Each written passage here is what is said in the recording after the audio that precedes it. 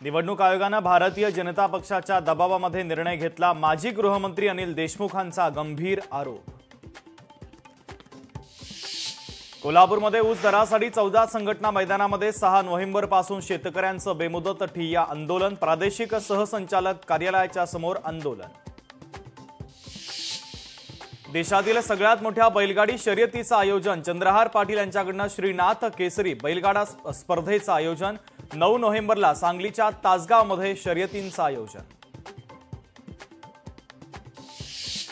गणेश काळेच्या अंत्यविधीला आरोपी भाऊ समीर काळेची हजेरी। काल संध्याकाळी पोलीस बंदोबस्तामध्ये गणेश काळेवर करण्यात आले अंत्यसंस्कार। वाशिम जिल्ह्यातील कारंजा कृषी उत्पन्न बाजार समितीमध्ये शेतकरी आणि व्यापाऱ्यांमध्ये तुंबळ हाणामारी। सोयाबीनच्या दरावरून झाली हाणामारी, तर हाणामारीचा व्हिडिओ सोशल मीडियावर तुफान व्हायरल। बीड ते नळवंडी रस्त्यासाठी शेतकऱ्यांचा बैलगाडी मोर्चा, तर 15 वर्षापासून रस्ता नादुरुस्त असल्याने नागरिकांना त्रास। नादुरुस्त रस्त्यामुळे गावची बस सेवा देखील 10 वर्षांपासून बंद। हिंदुजा ग्रुपचे अध्यक्ष गोपीचंद हिंदुजा यांचं वयाच्या 85व्या वर्षी निधन। वृद्धापकाळाने निधन झाल्याची माहिती।